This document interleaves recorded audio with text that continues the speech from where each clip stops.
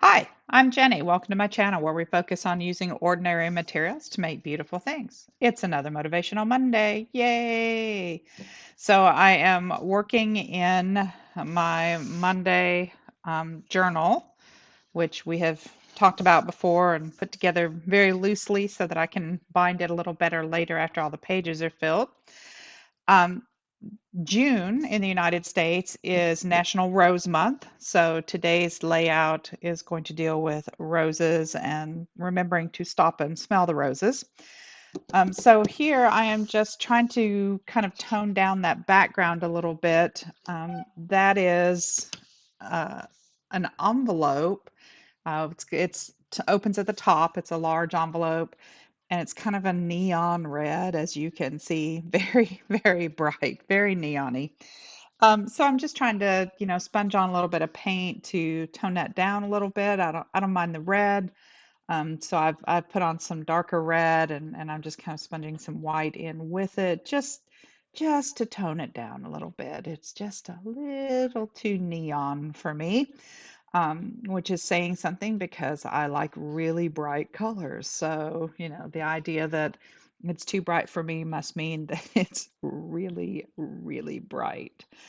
So I'm just going to draw off the page. Today I'm doing a voiceover, as you can tell, just because the layout took a little more time, and I had to dry things and arrange things and put some more paint on and things like that. So here I'm going to stencil on a rather large pattern just to give the background something that's not just quite so plain.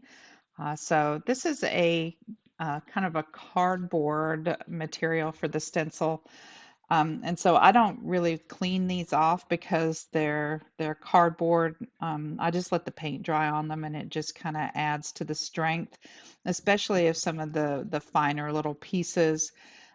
This came in a pack of like 50 different stencils that my Lochinvar gave me for Christmas a couple years ago, I think.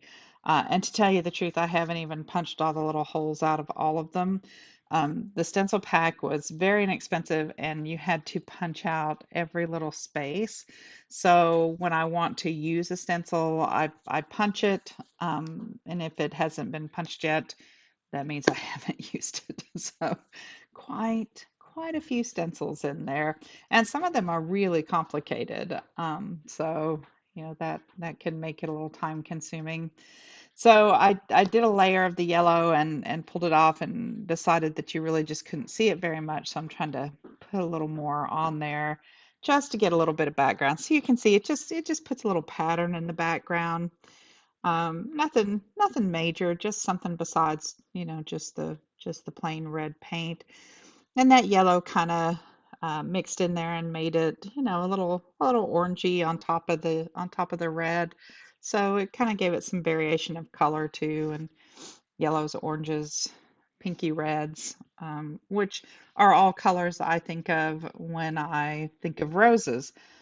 So I really love roses. My backyard, I live in Queen Creek, Arizona, as many of you know, which is south of Phoenix. It's like southeast of Phoenix, um, but north of Tucson. So that area, uh, you know, and so here, um, the roses that grow really well are called Lady Banks roses, and they are beautiful. They create very large. They just climb and climb over things, and so they're climbing on our back wall, and they stay green pretty much year round here, but they only bloom in the spring. So, and I have predominantly white. I have a few red back there, but mostly the white ones have survived. The red ones are a little touchier. And so I think the largest rose bush in the world, I think, is somewhere around Tucson, and I think it's a Lady Banks rose, and it's growing up like over an entire house. It's this one rose bush that has kind of taken over everything. And so those are the roses that we have. They usually bloom in, oh, April, right around right around Easter. And one day it's like they're buds, for a couple of days, and then suddenly there's just little white roses everywhere. And they're quite beautiful, and I enjoy them very much. So that's one of the things I really enjoy looking at in my backyard, or my Lady Banks roses. But they're not the long stem kind of roses that you see in the graphics that I've chosen here, but they are quite beautiful. And living in the desert, you don't always get the same kinds of flowers that you might get someplace that has a little more rain. We do irrigation, but we try to choose plants that are lower water, that are more adapted to the climate, so as not to try to use more than our fair share of the water, which, being in a drought situation, is starting to be definitely something I think people should be concerned about. But that's my soapbox, and I'm not going to get on that. Oh, there's the cuckoo clock. There we go. So anyway, I thought these little graphics were really cute. They came from a book that had like mosaic patterns in them. So this is like a mosaic tile patterns. These are, and so they were really cute, I think, to cut out and use for this project, for this page. So I'm just going to go ahead and outline some stuff. On the left there, the image I'm using is actually from a magazine. I think it's from maybe a Vogue magazine. It had a model standing off to the side, um, with all of this um, ancient kind of architecture, all these statues and stuff around her. So I cut her out, and this was left, and I just wanted to use it, and I thought it was kind of cute, especially since it had kind of a large face there, as the main part of the image. I thought it would be really cute to have it smelling the roses. So if I ever move my hand, you'll be able to see that I have positioned it so that my statue guy there is actually smelling the roses in front of him. And even though that is, a pretty cliche saying, I think it's true. I think sometimes we need to remember to stop and enjoy the good things in our lives, and be grateful for, the good things that we have. Even when times are hard, there's something good that we can find. And I know these days a lot of people are having hard times economically, and I think spiritually, and emotionally. I think there's a lot of that going around. But I think if we stop and appreciate the good things that are in our lives, even small things, just appreciating the beauty of what's around us, which is what stopping and smelling the roses is all about. Just appreciating the beauty that we see in the world around us. So, I think that's where we're going. And I'm just kind of doodling here on top of the images, like I am wont to do. Ever since I discovered, outlining and doodling on magazine and book images, I have done that relentlessly.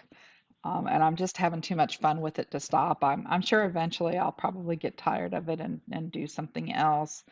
But it's just so much fun. I just have such a good time with it, and it's fun to doodle on it, and it's fun to have a picture to work on, so that you don't necessarily have to draw the picture to start with, which I could do, but it takes more time, and that's one of those things. It's like, oh, then I have to erase it, and I have to fix it, and I have to do this, and I have to do that, and it has to be perfect.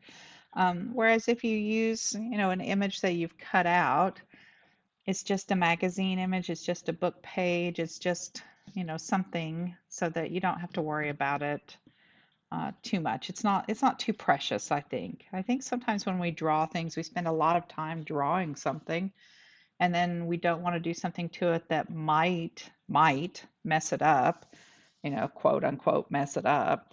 Even though we're probably not going to mess it up, I think I have more of a fear of messing up something when I've drawn it. When I doodle on an image that I've cut out from something, I don't worry about it. If I do something to it and I, mess it up in some way and I don't like it, then I'll paint over it, I'll do something else to it, I'll, cover the page with something else, I'll collage over it. I mean, I can do something, but if I have drawn it and put a lot of work into creating the image to start with, then I feel it's a lot more precious and I'm much more careful, a little more worried about it. So you can see one of my cats has decided to help me there. That's Gomez, better known as Go-Go. And he is pretty proud of his little magnificent tail. He has a big fluffy tail and he's very proud of it. So he likes to flip his big fluffy tail around everywhere and show everybody and be very proud and tell us how pretty he is. So welcome to crafting with cats, right? Okay, so now I'm just putting in my words here.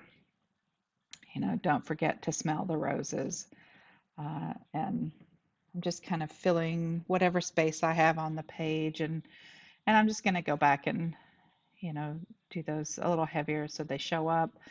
Um, I'm just using a Sharpie here. I had pulled out an alcohol pen. I probably should have used it.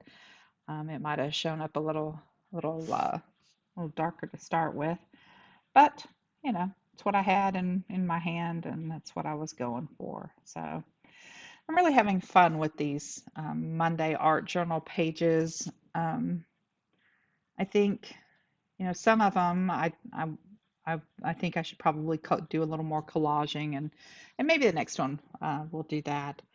Um, but you know, I'm having a good time putting things in and doodling around them and writing myself a little note.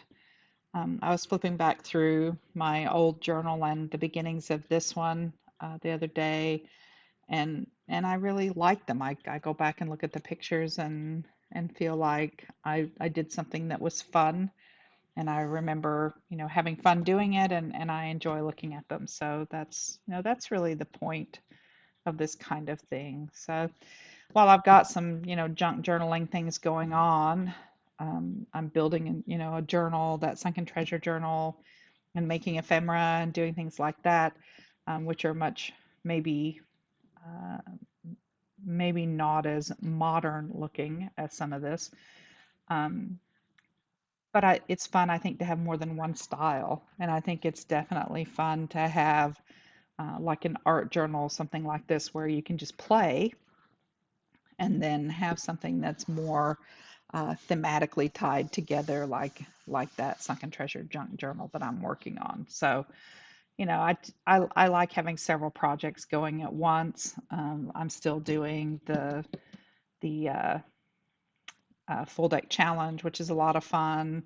So I hope you guys have gone over and checked that out, maybe joined in on that. That one's a lot of fun. So it's fun to have multiple projects going. So here I'm just, putting some of that white in around it to make some of that stick out a little bit, to pop that lettering up off the page. I still don't have a Posca pen, and my paint pen really fights me. It just puts out big globs of paint, but it doesn't really write like a pen. So I don't use it for this. Not really sure what I'm ever going to use them for if I can't get them to work right. So, but I'm thinking it must just be user error. I don't know. Maybe it's just me.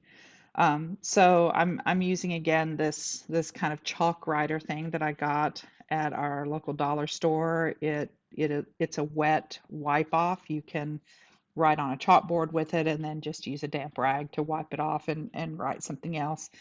I actually used some chalkboard paint on the ends of a couple of cabinets in my entry, and then I wrote on those. One of them is, welcome home as you're coming in, and then as you're leaving, it says, come back soon or come back safely or something like that. I don't remember. It's been quite a while since I put it on there. So and I drew a couple little cats and things. So, but if I get tired of it, I can just go in with a damp paper towel and wipe it off and do it again. So, this has become kind of my go-to for that white outlining because it is really bright white and it seems to write on pretty much everything. It just shows up so well against the paint. So here it is about done. It looks like I'm getting close to finishing it up there. I'm gonna put a few jewels on it. So I hope you have enjoyed this video. If you have, please hit like, please hit subscribe if you haven't already. To those of you who have, I really appreciate your support. Leave me a comment below. I'd love to talk to you about your art journals and the kinds of things you put in your junk journals and art journaling and your style. Be great. I always love to talk to people about this kind of thing, and there's nobody really around where I am that talks about that kind of stuff. So I go to my online community here to do that. So here I am just finishing up those jewels. I put a couple of pearls on the flowers and some jewels across the bottom of the statue guy there, his base. Just some pops of red just to make it a little blingy. I can't finish something without having just a little bit of bling. If there's no, you know, if there's no jewelry, it's not really done in my book. So I was contemplating then whether to do anything else. I see that I missed a little bit there. But I decided against those stickers. So we're going to call this one done. Remember, use what you have to make your life more beautiful. Bye.